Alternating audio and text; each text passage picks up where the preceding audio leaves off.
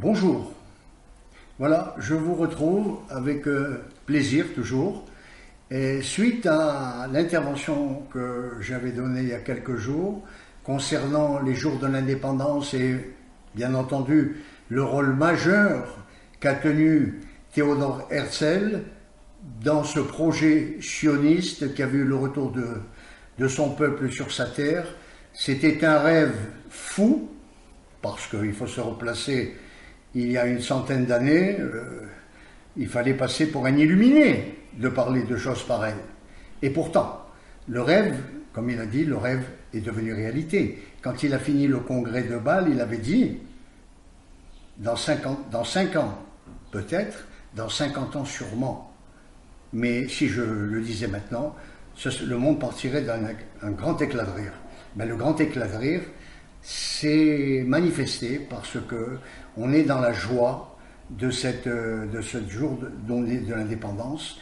Et qui plus est, c'est pour ça qu'aujourd'hui, nous avons décidé d'un commun accord avec mon ami Fabien Mochet de prolonger un petit peu cette discussion sur Herzl parce que, évidemment, le temps qui m'était imparti dernièrement était relativement court pour faire le tour du personnage et le tour du contexte de l'époque dans laquelle a vécu Herzl et qui était véritablement une période où s'est développé un antisémitisme à tout crin on pourrait dire, de l'Atlantique à l'Oural.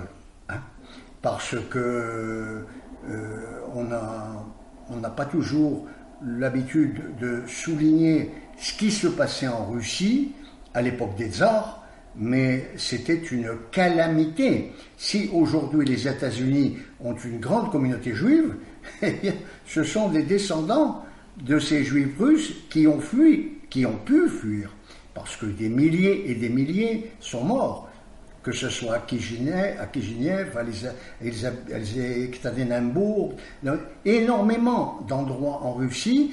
Et comment se fait-il? C'est que le pouvoir en place, l'empereur en place, Nicolas II, je pense, encourageait la populace à se livrer à ces exactions. Et en fin de compte, on connaît les mécanismes politiques, c'était une soupape pour détourner l'attention du peuple, des paysans russes, des difficultés qu'ils connaissaient dans leur existence, et leur livrer un holocauste, un sacrifice, un korban, comme on dit chez nous. Voilà. Alors, nous n'allons pas nous fixer sur ce terrain-là, nous allons nous fixer sur l'Europe. Et Théodore Herzl, bien entendu, est né dans un empire qui n'existe plus aujourd'hui, qui s'appelle l'Empire austro-hongrois, un empire bicéphale, Budapest-Vienne, et il est né dans une famille, son père s'appelait Jacob Herzl, une famille traditionnaliste, mais il faut le reconnaître, qui aspirait à s'intégrer, comme beaucoup de juifs de classe moyenne et classe supérieure à l'époque, à la société. Pensait-il, c'était le rêve final du peuple juif, se normaliser. Mais, comme on l'a vu par la suite, la normalisation n'a jamais été possible. Pourquoi ? Parce que c'est simple. C'est simple aujourd'hui avec le recul de le comprendre, c'est qu'il y avait un plan de l'histoire, un plan caché, c'est en fin de compte cette intransigeance des petits rabbins ou des grands rabbins même, de vouloir maintenir ce socle pour le peuple, car c'est ce socle qui leur a permis de voir la réalisation. Malgré le courant politique du sionisme, fallait-il arrimer au quai le navire. Et c'était la Torah. La Torah qui a été le véhicule qui a permis pendant toute cette histoire de conserver ses racines au peuple juif. Alors, né à Budapest, il a grandi dans des écoles laïques, voire même chrétiennes, des lycées techniques de Budapest. Et un événement a surgi dans leur vie à Budapest, c'est que la fille et la sœur, précisément de Herzl, Pauline, est morte de maladie subitement, à l'âge de 18-19 ans. La famille n'a pas pu supporter cette épreuve. Et comme on commençait à voir se développer, alors qu'il y avait une très grande aspiration à une égalité sociale et une intégration beaucoup plus parfaite à Budapest, on a vu de nouveau commencer à ressurgir les ferments de cette agitation antisémite. Les parents ont pris la décision d'aller vivre à Vienne. Vienne, c'était au XIXe siècle une capitale qui rayonnait en Europe, au niveau culture, au niveau musical, au niveau des arts, des lettres. Et Herzl, c'était véritablement le souhait de sa jeunesse, c'est de faire une carrière littéraire et même de dramaturge en écrivant des pièces de théâtre et des choses comme ça. Certaines, il faut le reconnaître, ont eu du succès, mais son succès a été en dents de scie. Et en fait, il a commencé un petit peu à être déçu de la réception de certaines œuvres auxquelles il espérait avoir beaucoup de succès. Et comme ses parents, c'était un garçon d'un bon niveau familial, ses parents l'ont encouragé à faire une carrière juridique en lui disant « Ok, tu aimes la littérature, mais il faut penser à gagner ta vie. » Et comme il était brillant dans les études, il est sorti avec un doctorat de l'Université de Vienne en 1884. À l'issue de cette réussite, il a été nommé comme juriste, magistrat à Salzbourg. Et il a commencé sa carrière de juriste. Mais évidemment, il n'arrivait pas à rentrer dans les pantoufles d'un juriste, il avait une âme qui l'appelait ailleurs. En fait, c'était un homme qui ne pouvait pas définir vers quoi encore était la mission de sa vie, mais il se sentait appelé. Je me permets de t'interrompre, excusez-moi, je me permets de t'interrompre parce que c'est très important. Pour ceux qui veulent comprendre un peu l'atmosphère culturelle, philosophique et surtout littéraire de cette époque-là, de la fin du XIXe siècle, je vous invite à lire le livre absolument extraordinaire de M. Stefan Zweig, c'est sa biographie. Il a écrit juste avant de se suicider. Le Monde d'hier, très actuel, qui est paru aux éditions Le Livre de Poche, pour ceux que ça intéresse. Et on y reviendra tout à l'heure, si Dieu veut. Alors, Theodor Herzl arrive à Vienne, cherchant de nouveau sa voie, et il a trouvé une opportunité dans le journalisme. Mais il commence tout petit, bien entendu, des petits articles, ça, mais la qualité des articles qu'il écrit interpelle des grands directeurs de journaux, et en particulier le Neue Free Press, qui était un journal très lu à l'échelle internationale, car de très bons articles de fond. Dans l'Empire allemand, dans l'Empire austro-hongrois. Dans l'Empire austro-hongrois, puisque l'Empire s'est dissous après la Première Guerre mondiale, mais à l'époque, il était à l'apogée, on peut dire, puisque même il y avait eu la nomination à l'échelle politique à Vienne de l'empereur François-Joseph. Et François-Joseph était quand même un homme modéré et il avait un peu tassé ces courants antisémites jusqu'à ce que ça redémarre encore avec un politicien qui s'appelait Karl Luger, qui était maire de la municipalité de Vienne et qui arrivait à enflammer littéralement les foules. En quelque sorte, il a représenté, il avait son pendant en France qui a été Édouard Drummond. Des gens qui ont réussi à allumer le feu de l'antisémitisme. Alors là, véritablement, toutes les pensées qu'il avait animées, Herzl, sur une normalisation de l'être juif dans la société austro-hongroise, il y avait même eu, à des moments donnés, des idées même de conversion, pas personnelle, mais du peuple juif, pour en fin de compte mériter son billet, comme en Allemagne, ça s'est passé. Je me permets, excuse-moi, je me permets de t'interrompre pour raconter un épisode de la vie d'Herzl qui est absolument phénoménal. Herzl a été nommé par la New Press à Paris, il a été ambassadeur de ce journal à Paris, il a fréquenté énormément des gens comme Clémenceau, mais aussi comme Alphonse Daudet et bien d'autres. Il était imbu de culture française. Il a étudié, il a entendu de très nombreux discours à l'Assemblée nationale, et lui, il était le représentant, j'allais dire, viennois à Paris de cela. Et il était persuadé dans un premier temps que la France avait par sa culture, par son histoire, par sa littérature, par sa philosophie, avait la clé de la délivrance de l'universel. Et il était sûr que la délivrance allait venir de Paris 100 ans après la Révolution française.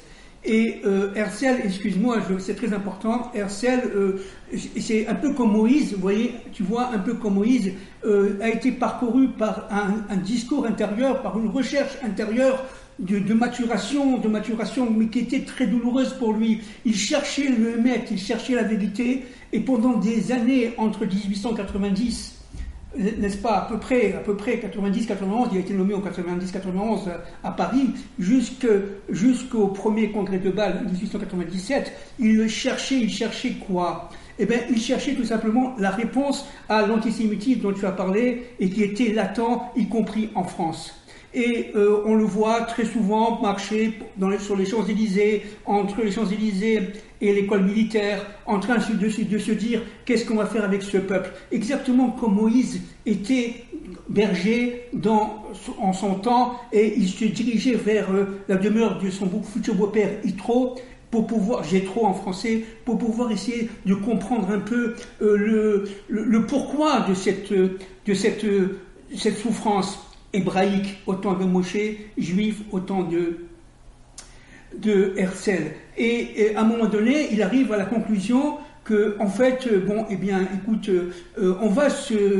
le peuple juif doit aller à l'église une fois entièrement, un dimanche matin, pour se convertir, sauf moi, ma femme et mes enfants.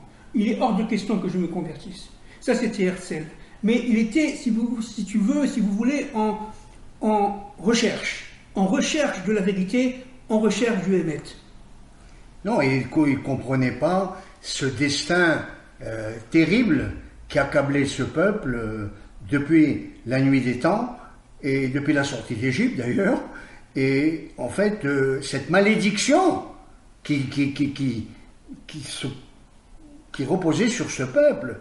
Et voilà que, étant à Paris, je précise que effectivement dans sa démarche de recherche intérieure et tout, il avait pensé, en étant à Paris, qu'il allait résoudre cette équation intérieure qui était impossible, puisqu'il était là dans la patrie des droits de l'homme. Exact. Qui plus est, il faut savoir que quand il a fait venir sa femme, Jeannette, de Vienne, ils se sont installés près du parc Monceau, rue Monceau, et il adorait promener ses enfants au parc Monceau. C'était un endroit de réflexion pour lui. Mais quand il est arrivé à Paris, je crois que c'est les années 1891... 90-91, oui. 91, et c'était vraiment pour se consacrer à sa carrière de journaliste, et il en était fier, puisque ses articles étaient très demandés, très demandés. Mais malgré ce succès, il y avait encore un goût de manque. C'est ça. Et Herzl se sentait un peu un homme appelé pour une très grande mission. Mais c'est ça, le destin secret que nous avons chacun. Quelle est la mission qui nous attend dans ce monde, si tant est qu'il y ait mission? Eh bien, un jour, frappe à sa porte un homme. C'était en 1897. 87. En mars 96. Oui, en mars 87. Et il y avait dit, c'était un pasteur qui s'appelait Eichler. Et il y avait dit, le temps, ils se sont présentés tout ça, et il est rentré dans le vif du sujet. Il a dit, écoutez, je viens vous voir, parce que moi je suis un spécialiste des écrits bibliques, et je pense que c'est le temps de la résurrection d'Israël. Et alors j'interviens là ici pour dire trois choses. D'abord, Herzl, après l'affaire Dreyfus, il faut savoir que l'affaire Dreyfus, ça s'est passé en 1895, et à la fin 95, en décembre 95, et il a été extrêmement choqué de voir que le peuple de Paris il criait « mort aux Juifs » au pluriel, et non pas « mort à Dreyfus ». Il était, disons, bouleversé par ce qu'il avait vu à l'école militaire, alors que Dreyfus était innocent. Herzl le savait intimement, et le problème, c'est que, regardez la main de Dieu dans l'histoire, c'est que Herzl avait relativement peu entendu parler de cette fameuse affaire Dreyfus.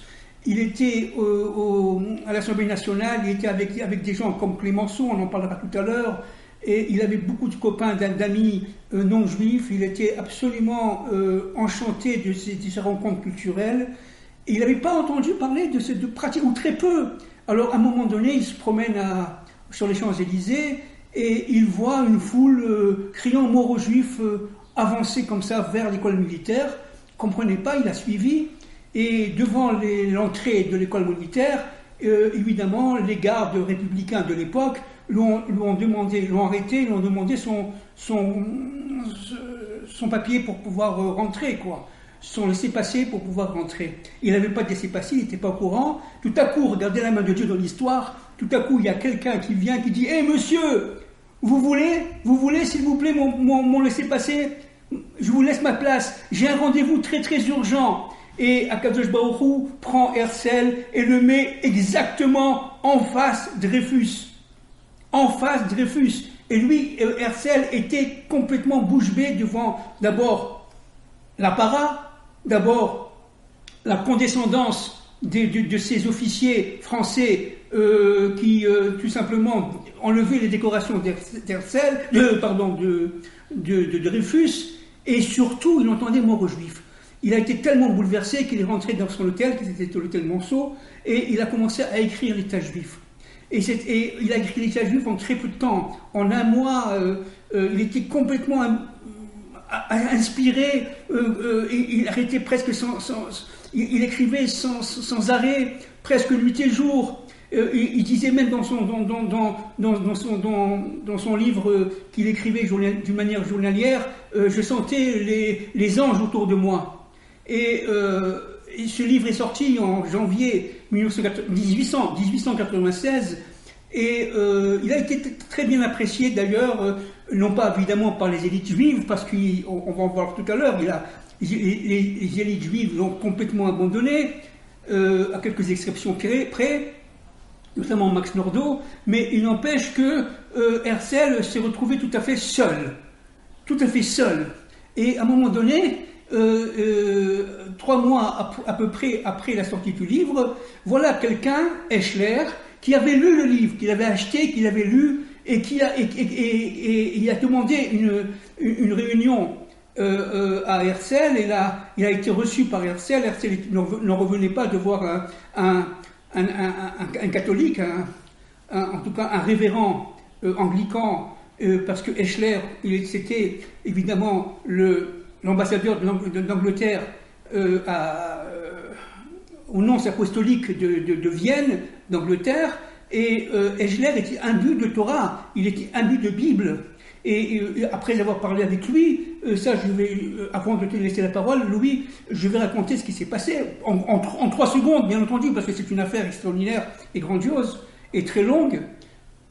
Il emmène dans ses appartements, qui se situaient au 2e étage de l'ambassade d'Angleterre à Vienne, et dans ces appartements, il y avait évidemment toutes les citations des prophètes d'Israël. Il a pris le livre d'Herzl et il lui disait comme ça, regardez ce que vous avez dit ici, à cette page 14, c'est un exemple que je donne, à cette page 14, regardez, ça correspond à Jérémie, je dis un exemple, 10, cette page 16, ça correspond à Ézéchiel 38, et il a donné toutes les sources thoraïques du livre L'État juif. Herzl n'en revenait pas. Comment, alors qu'il avait été plus ou moins renié par les rabbins, il était en train il a cherché évidemment pendant toute l'année 95, n'est-ce pas, à rencontrer les élites françaises, juives, y compris les grands rabbins, et à un moment donné, il rencontre le grand rabbin de France, Tzadok Khan, de mémoire bénie, bien sûr, et ça s'est pas très bien passé. Tzadok Khan, vous savez, vous connaissez le consistoire de France, de Paris, n'est-ce pas? C'est béni oui, etc., ni oui ni non, et il a essayé de jouer le diplomate, et ça ne s'est pas très bien passé avec lui. Et pour finir cette intervention, cette incartade-là, je voudrais dire une chose très importante. Herzl se retrouvait tout seul. Il avait perdu toute sa fortune. Il avait, un peu comme Moïse s'est trouvé tout seul. Il a perdu presque, j'allais dire, sa famille. On disait qu'il avait abandonné ses enfants et sa femme. C'est en partie vrai parce qu'il était pris comme Herzl, n'est-ce pas, comme Moïse, il était pris par cette flamme intérieure qui était en lui et qui l'empêchait véritablement de vivre au-delà et en deçà de son monde à lui, qui était le monde de la recherche du Hémet. Et il voulait absolument aider le peuple d'Israël, le peuple juif. Et il était complètement outré de savoir que les élites l'avaient abandonné. Les élites juives, que ce soit en France, que ce soit surtout en Allemagne, à Berlin, et surtout à Vienne, l'ont complètement abandonné, y compris les rabbins. Très peu de rabbins ont suivi. Il faut savoir, pour finir, que Herzl étant petit, ça a été rapporté par le célèbre monsieur Georges Weiss, dans son livre Théodore Herzl, une autre lecture, qui est paru il y a quelques années en livre de poche. Vous pouvez l'acheter en France, il n'y a pas de problème, en français. Et M. Georges Weiss a dit que n'oublions pas que le grand-père de Herzl était d'abord très religieux, c'était un chassid, et il était élève du Rav Moliver. Et quand Herzl était petit, et il était sur les bras de son grand-père, il entendait des citations du Rav Moliver, et il entendait des discussions d'un Rav qu'on dirait aujourd'hui de très grande qualité, mais sioniste, qui disait le retour d'Israël a commencé. Il faut savoir que Herzl, en étant enfant, n'est-ce pas, il a fait un rêve. Je te laisse la parole. Oui, il avait rêvé quelque chose d'unique, c'est que il rencontrait Moïse dans les cieux. Et il ne pouvait pas avoir inventé ça. Il était jeune, il est venu très petit. Il est venu se confier à sa mère qu'il était dans un ciel entouré d'anges et il allait à la rencontre de Moïse. Donc c'est quand même interpellant ce genre de rêve et ça peut expliquer également une destinée. Effectivement, comme disait Fabien Moshe, à Paris, comme dans les capitales européennes, les portes se sont fermées. Le révérend Eschler a tenté qui était le précepteur du duc de Bade, qui lui-même avait des connexions avec l'empereur d'Allemagne, Guillaume, et a tenté de les mettre en rapport, mais avant cela, il avait rencontré à Paris un grand banquier, Hirsch, mais dont la vision était complètement différente de la sienne. Pour lui, c'était une utopie d'envisager le retour d'un peuple juif sur la terre biblique. Il pensait plutôt aider les mains juives déshéritées de l'Est, de Russie, d'Ukraine, de Pologne, à s'installer en Argentine. Effectivement, il a dépensé une partie de sa fortune, et si aujourd'hui l'Argentine a une très grosse communauté juive, ce sont pour beaucoup des descendants de ce travail de pionnier qui a été fait. Mais en fait, la véritable destination du peuple juif, vous le savez tous, depuis les temps bibliques, c'était Eretz Israël. C'était le retour à Sion, puisque dans la prière de la Pâque, c'est très clair, une phrase traditionnelle depuis des siècles, l'an prochain, à Jérusalem. Alors, parallèlement, il a retroussé les manches, il a pensé que la pierre d'achoppement pour créer on n'en était pas au stade de l'État juif, là. On était au stade d'une pénétration de communautés pour développer agricolement certaines régions. Mais il avait pensé que peut-être ce qu'on appelait la sublime porte, la Turquie, accepterait moyennant finance, parce que c'était l'enfant malade de l'Europe, écrasé littéralement de dettes, que contre monnaie sonnée et trébuchante, la Turquie ouvrirait certaines portes en Palestine à des communautés juives qui viendraient développer l'agriculture et tout. Et le sultan de Turquie, malgré tous les voyages qu'il a fait et les intermédiaires qu'il a payés, tout, a été sourd à ces propositions. Parce que Herzl pensait également qu'il allait être suivi par la haute finance juive pour pouvoir honorer des promesses comme il faisait. Or, il avait créé la banque ottomane et tout, il fallait véritablement des affaires de millions pour pouvoir financer une dette de la Turquie. Et ça ne s'est pas fait. Alors, Herzl a quand même tenté le tout pour le tout, c'est de rencontrer le Kaiser Guillaume à Jérusalem en 1898. Et d'ailleurs, une anecdote, il est arrivé, il était très malade. Grippé. Et il a réussi quand même à le rencontrer, mais ce n'était pas la rencontre qu'il espérait, une rencontre politique. C'était une petite rencontre amicale protocolaire. Le Kaiser était dans la vieille ville de Jérusalem sur son cheval, et Herzl lui présentait ses respects, mais ça n'a pas été très loin. Donc, en ayant tapé à toutes les portes, il s'est rendu compte qu'il n'aboutissait à rien. Et évidemment, tout cela a eu un impact sur sa santé.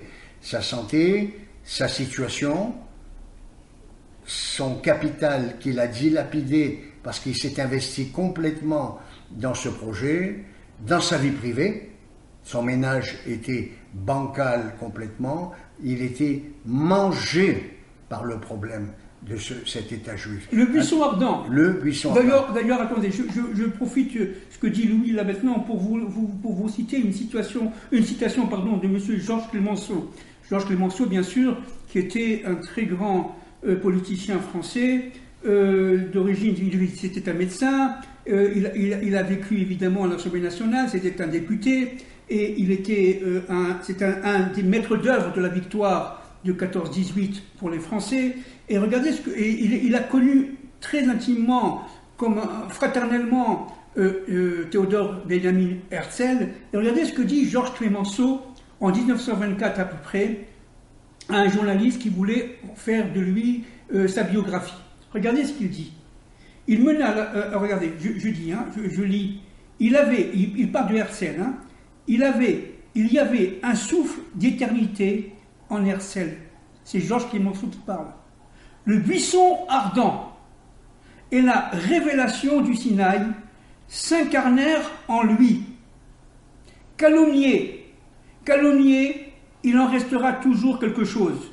Depuis que Herzl est mort, on ne cesse de le calomnier. Écoutez bien, s'il vous plaît. Le sionisme est le cadeau de Herzl à l'humanité. Je répète, le sionisme est le cadeau de Herzl à l'humanité. Monsieur Georges Clemenceau, non juif, parce qu'il en rend justice au peuple juif, victime de l'Empire romain qu'il a brisé. Sur les ruines de son pays sont venus les croisés, puis les musulmans. C'est un juste retour des choses que ces voleurs, en parlant des croisés et des musulmans, que ces voleurs, c'est pas moi qui parle, c'est monsieur Georges Clemenceau, colons soient chassés. Que ces voleurs, colons, soient chassés. Aujourd'hui, et que le juste propriétaire retrouve son bien. Georges Clemenceau, homme d'État français. Et il faut savoir aussi, puisque j'ai là le texte très important, que l'origine de l'idée de créer un État juif et d'écrire le livre L'État juif ne vient pas d'un ami juif de Herzl, ne vient pas de collègues rabbins ou autres, il vient d'un non-juif qui s'appelait, très connu en France évidemment, un homme littéraire de premier plan, un écrivain de premier plan, Alphonse Daudet. Alphonse Daudet, évidemment, hein, les lettres de Montmoulin, et bon, tout ce qu'on a appris à l'école. La chèvre de M. Seguin, Tartarin du Tarascon, c'est pas rien, Alphonse Daudet. Or, Alphonse Daudet, à la fin de sa vie, regardez ce qu'il dit. Alphonse Daudet réserva aussi un excellent accueil à Théodore Herzl. Selon son témoignage, le témoignage d'Herzl, c'est Daudet qui l'incita à écrire un roman, Altneuland, pour mieux convaincre l'opinion de l'intérêt de créer un État juif. Il a insisté, M. Alphonse Daudet, non-juif, a insisté absolument, et poussé Herzl à écrire l'État juif. Herzl n'en revenait pas, alors que ses compagnons juifs étaient bénis oui, y compris les grands rabbins, pour ne pas dire très hostiles, que les élites juives n'ont pas donné un sou. C'est là que Herzl, et là tu vois où je veux en venir, Louis, c'est là que Herzl a compris qu'il fallait parler à l'âme du peuple, exactement comme Moïse l'a fait il y a 3500 ans. Il a essayé de faire le lien entre le Nefesh, le Rouar et le Neshama. Il a commencé à parler du sionisme populaire et la réaction a été immédiate.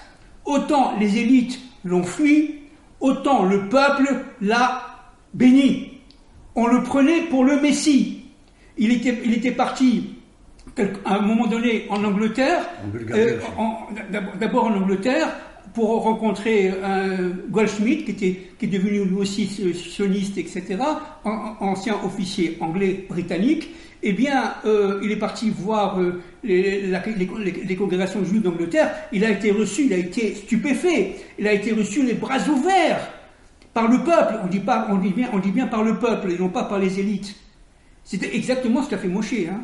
Entre parenthèses, Moïse a été rejeté par les élites il y a 3500 ans. Les élites ont été évidemment détruites par la 9e plaie et par la plaie d'Égypte. Et Moïse a réussi à faire sortir, j'allais dire le smicard, ça veut dire l'homme, le bas peuple, n'est-ce pas? Et c'est exactement ce qui s'est passé avec Moïse, avec Herzl, pardon. Et lorsque Herzl a vu la réaction populaire qui était complètement opposée à celle de ses élites, alors il a eu ce fameux discours de sionisme politique. Il avait compris que le sionisme politique, ça veut dire la création d'un État juif, était tout simplement le ressort du Mashiach ben Yosef, et que ce ressort du Mashiach ben Yosef était le fer de lance, la clé absolue, fondamentale de la révélation de la Torah d'Israël par le Mashiach ben David. Alors, je voudrais faire une petite précision, parce que des fois, moi-même, quand je me réécoute, il y a des petites erreurs au niveau des dates. C'est peut-être la dégradation qui a eu lieu en 1995, mais je suis sûr, le procès a eu lieu en 1894. Le procès de Dreyfus a eu lieu en 1894, c'est très important. Et justement, j'ai entre les mains, et je vais vous le soumettre parce que je pense que ça vous plaira, d'un ami qui est disparu aujourd'hui, qui était lui-même pasteur et qui vivait à Jérusalem, Claude Duvernoy. Il a écrit en l'honneur de Herzl, Le Prince et le Prophète. Le Prince étant Herzl, le Prophète étant Eichler, aux éditions Emet. C'est préfacé d'André Chouraki. C'est un petit ouvrage très très très fort et très intéressant. Je vous le conseille. Alors, pour continuer sur le propos de Fabien Moshe, il est certain qu'on était arrivé donc à un carrefour de sa vie où il se heurtait à beaucoup de difficultés. D'ailleurs, je vais vous le dire, parce que quand il a parlé de la sortie de son livre sur la vieille terre, nouvelle terre, Et il avait écrit donc, en sortant tout de suite, bouleversé par la dégradation du colonel Dreyfus, du capitaine Dreyfus. Je dis colonel parce que comme il a été réintégré à l'armée française, il est devenu colonel. Mais vous savez où ça s'est passé, cette écriture? Ça s'est passé place de l'Opéra, rue Cambon. Il y a un hôtel qui s'appelle l'hôtel de Castille. Et regardez un clin d'œil de l'histoire. Dans le livre d'André Chouraki sur Herzl, il disait qu'il impressionnait beaucoup Herzl dans les milieux parisiens et tout, parce que c'était un physique d'aristocrate. Il disait même un hidalgo. Il ne pouvait pas renier ses origines espagnoles. Regardez ce que dit monsieur Stefan Zweig de Mémoire bénie sur Herzl. C'est très intéressant. Il a rencontré Herzl au tout début de sa jeunesse, lorsqu'il était un poète. Stefan Zweig, il a voulu publier ses poèmes dans le Nouveau Presseux. C'était vraiment pour lui un miracle qu'il soit pris. Et il a rencontré le chef qui était à l'époque décisionnaire de ce qui était publiable ou pas. Et ce chef s'appelait Herzl. Regardez ce qu'il dit sur Herzl, monsieur Stefan Zweig. Herzl se leva pour me saluer dans son bureau. Et j'éprouvai aussitôt le sentiment, instinctivement, qu'il y avait du vrai dans le surnom de roi de Sion, qu'on lui donnait par moquerie. Par moquerie. Il avait réellement une apparence royale, avec son haut front découvert, ses traits purs, sa longue barbe de prêtre, d'un noir presque bleuâtre, ses yeux mélancoliques, d'un bleu sombre, ses gestes amples, un peu théâtraux, ne semblaient pas affectés chez lui, parce qu'il était conditionné par une noblesse naturelle. Et il n'y aurait pas eu besoin de cette particularité pour me le rendre imposant. Même dans son vieux bureau, où s'accumulaient les papiers dans cette minuscule pièce de la rédaction, avec son unique fenêtre, il faisait l'impression d'un cheik des Bédouins du désert. Et je continue. Et c'est exactement la manière dont Herzl était représenté et se représentait par rapport à l'autre, par rapport à autrui. Alors, évidemment, quand il est venu à Jérusalem rencontrer le Kaiser Guillaume, il avait dans ses rêves qu'il voyait déjà le projet d'industrialisation du futur État d'Israël et en particulier des richesses de matières premières qui pouvaient s'extraire de la mer Morte. Et regardez qu'est-ce qu'il a été faire, parce qu'à l'époque, il n'y avait pas de route, il n'y avait pas rien du tout. Il est parti avec un guide et un âne de Jérusalem à la mer Morte. Avec des ingénieurs russes. Avec des ingénieurs russes, pour envisager s'il y avait une possibilité de tirer parti de ces matières premières. Alors évidemment, même les ingénieurs russes, vous imaginez la situation de la mer Morte il y a 150 ans ou 130 ans. Ils étaient un peu sceptiques, mais malgré tout, lui, il portait ça en lui. Alors, quand il est rentré à Paris, pardon, il a pensé qu'il était quand même à la croisée des chemins. Et peu de temps après, il y a eu un congrès à Bâle, puisqu'il animait les congrès de Bâle depuis 1897, et voyant l'urgence et la souffrance du peuple dans ces massacres des ghettos d'Europe de l'Est et tout, il s'est dit peut-être qu'il y aurait une solution transitoire. C'est sûr, notre objectif c'est le retour à Sion, mais pour l'instant, les données politiques ne le permettent pas. Alors, non, il a été très influencé, par les Anglais, notamment le Foreign Office. C'est ce que j'allais dire. Parce qu'il y avait les intérêts géopolitiques des nations. Hein, vous savez très bien que déjà, après la guerre 14-18, ça a été un déchirement entre la France et l'Angleterre pour cette partition des accords Sykes-Picot sur ce qu'on appelait la Palestine. Et la France voulait justement la mainmise sur l'État de Palestine. Mais les Anglais ont emporté la décision. La France a eu le mandat de la Syrie et du Liban. Donc, voyant cette situation bloquée, il s'est aventuré au congrès de Bâle à parler d'une possible solution de transition, un refuge pour les peuples persécutés en Ouganda, avec un partenariat de discussion politique avec les Anglais. Alors, évidemment, au congrès de Bâle, on a failli se déchirer, on était au bord de la scission, oui, puisque une grande partie des représentants qui étaient là n'ont pas accepté cette solution, et donc le congrès s'est terminé un peu le bec dans l'eau, on peut dire. Et donc la situation de l'Ouganda a été très peu de temps après abandonnée. Alors évidemment, le temps passé, Herzl avait 44 ans et les docteurs ne faisaient que l'alerter sur sa santé. Alors, il est arrivé ce qui est arrivé. Il a fallu qu'il soit hospitalisé dans un sanatorium près de Prague et faire une cure déjà. Et il est revenu près de Vienne dans une maison de repos et évidemment autour de lui étaient tous ses amis et surtout le plus fervent, c'est-à-dire Eichler. N'oublions pas Max Nordau. Et Max Nordau, et il a rendu l'âme. Mais le 4 juillet 1904. C'est pour ça qu'on a fait cette émission aujourd'hui, parce qu'on a, dans l'émission précédente que j'ai présentée, on a parlé de la fête de l'indépendance. Mais dans quelques jours, enfin dans quelques semaines plutôt, il y aura au Mont Herzl la commémoration de la mort d'Herzl en 1904. Mais je vais vous dire une chose, un clin d'œil de l'histoire, c'est que chaque année, il y a des festivités au Mont Herzl en Israël pour honorer l'État d'Israël et surtout honorer celui qui a été un petit peu le prophète de ce projet.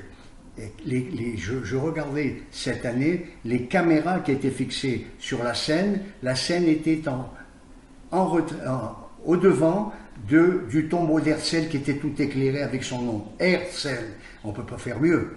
Hein. C'est-à-dire que l'État d'Israël a fait revenir sa dépouille en 1949, parce que c'était son souhait, et de toute sa famille. Non, pas sa femme. Sa femme non. Non, sa femme non. Pourquoi? Je vais donner l'explication. Parce que tout est guidé par comme disent les chrétiens, le Saint-Esprit. Sa femme a demandé à être incinérée. Et Hans, son fils, a voyagé en train. Dans le train, quand il est descendu du train, il a oublié l'urne des cendres de sa mère qui n'ont jamais été retrouvées. Voilà. Et d'ailleurs, pour terminer mon propos, c'est que, comme pour Moshe, pratiquement toute la famille d'Herzl a disparu. La sœur d'Herzl a terminé dans les camps de concentration. Et Pauline... Une de ses filles aussi. Une de ses filles aussi. Et Pauline, sa fille, a été enterrée à Bordeaux. Elle s'est suicidée. Et son frère, Hans, est venu sur sa tombe et il s'est suicidé également. Je crois que c'est dans les années 30-31.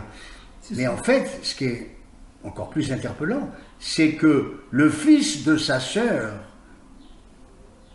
Trude, qui était enfermé près de Prague dans un camp de concentration, eh bien, a pris la nationalité anglaise. Il a été conseiller de l'ambassade britannique à Washington, et vous savez ce qu'il a fait? Il est monté sur un pont et s'est suicidé. Donc, le fil a été coupé, il n'y a pas de descendance. Voilà. Il fallait parler de cet homme au destin tragique, mais qui a changé non pas le destin du peuple juif, par son retour sur la terre de ses ancêtres, mais c'est qu'il a changé la face de l'humanité. Et si on creuse aujourd'hui au niveau de l'analyse des problèmes que traverse le monde, Dieu a voulu que toute cette région soit la région des richesses pétrolières du monde, eh bien, c'est le déchirement de toutes les nations pour posséder sa mainmise sur sa région. Et effectivement, rien ne se fera, parce que, en fait, qui mène l'histoire, c'est Dieu. Et malgré tous les dangers apparents que vit Israël aujourd'hui, je vous le dis, c'est la promesse des prophètes. Elle sortira épargnée de ces déchirements et de ces conflits qui vont s'étendre au monde entier. Et il est dit que de Sion sortira la parole de Dieu. Et c'est ce qui se fera. Voilà. Je vous remercie. Bien, merci Louis. Moi, je voudrais conclure en citant encore une fois le fameux écrivain M. Stefan Zweig, à la page 135 de son livre Le Monde d'hier, paru en livre de poche, à la page 135, je le dis.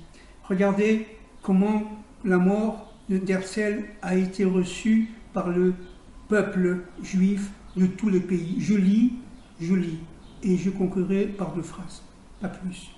La maladie qui, alors déjà, avait commencé à le voûter, l'avait subitement terrassé, et je ne peux plus que l'accompagner au cimetière, parce qu'il avait des rapports assez directs avec Herzl. Il a vu plusieurs fois M. Stefan Zweig, et il a voulu aller au cimetière pour l'enterrement de Herzl. Ce fut une journée extraordinaire, le 4 juillet 1904. Une journée de juillet qui demeura inoubliable pour tous ceux qui l'ont vécue. Car soudain affluèrent à toutes les gares, venus par tous les trains, jour et nuit, des hommes de tous les empires et de tous les pays, des juifs occidentaux, d'Orient, russes, turcs, de toutes les provinces, de toutes les petites villes, ils déferlaient. L'effroi qu'avait suscité en eux la nouvelle, encore inscrit sur leur visage. Jamais on ne sentit plus distinctement ce que les criailleries et les discussions avaient auparavant rendu imperceptible. C'était ici, dit M. Stefan Zweig, le chef d'un grand mouvement que l'on portait en terre. Ce fut un cortège interminable. Du coup, Vienne se rendit compte que ce n'était pas seulement un écrivain ou un poète mineur qui était mort, mais un de ces créateurs d'idées qui, dans un pays, dans un peuple, ne se lève victorieusement qu'à de très longs intervalles. Au cimetière, dit M. Stefan Zweig, je cite, un tumulte se produisit. Trop de gens affluaient ensemble auprès de son cercueil, pleurant, sanglotant, criant, en une explosion de sauvage désespoir. Ce fut un déchaînement, presque une fureur. Tout ordre avait été rompu par une sorte de deuil élémentaire et extatique, comme je n'en avais moi-même jamais vu et n'en revis jamais à l'occasion d'un enterrement. Et je pus mesurer pour la première fois à cette douleur immense de tout un peuple, montant convulsivement des tréfonds de tout un peuple de millions d'êtres, quelle somme de passion et d'espérance cet homme isolé avait répandu dans le monde par la puissance de sa pensée. Je voudrais là dire 2 choses, s'il vous plaît, en termes de conclusion, parce que comment peut-on conclure un thème pareil? Enfin, première chose, les élèves du Gaon de Vilna, il y a plus de 150 ans, avaient perçu, par leur étude de Kabbale, l'importance du 20 Iyar, du 5 Iyar, du 20 jour de Homer, du 20e jour de Homer, en disant c'est le 5 Iyar qu'il y aura la possibilité de faire son aliyah. Et ils ont voulu faire leur aliyah le 5 Iyar. Ils avaient une autre date qui était en plus, mais très importante pour eux, c'était le jour de Yom Yerushalayim, quelques jours après, le 28 Iyar. D'accord? C'est-à-dire que le 5 Iyar et le 28 Iyar, pour les élèves du Gaon de Vilna, étaient des dates saintes. Or, le 5 Iyar, évidemment, c'était hier, en Israël, c'était le 20e jour de Homer, donc ce qui est très important de comprendre, c'est que celui qui sait chercher, celui qui sait comprendre, celui qui sait décoder les secrets des événements, comprend l'ampleur de ce que nous vivons aujourd'hui. Deuxième chose très très importante. Herzl était un homme, certes laïque au début, mais profondément croyant, profondément relié à la Torah, à une Torah non pas celle des rabbins, mais à une Torah secrète, à une Torah de la délivrance, à une Torah fondée véritablement sur l'amour de l'autre, sur le fait qu'il s'est donné complètement jusqu'à en mourir. Il a perdu toute sa famille, a perdu tout son capital. Il a utilisé une bonne partie du capital de son père, d'ailleurs, entre parenthèses, pour pouvoir essayer de réveiller le peuple. Il a essayé de réveiller les Alites. Il n'a pas réussi. Le peuple, il a pleinement réussi. C'était un homme du peuple, c'était un homme de l'universel. Il pensait, il savait absolument que ce qu'il faisait, c'était un rayonnement de l'universel dans le monde par le projet divin, et par le projet divin seul. Herzl était un envoyé de Dieu, et c'est véritablement fondamental de le savoir, qu'on le veuille ou qu'on ne le veuille pas. Merci beaucoup. Est-ce que tu as quelque chose à dire? Voilà, je vous remercie beaucoup. Merci beaucoup, et que Dieu nous protège, et qu'on vous vive tous 120 ans.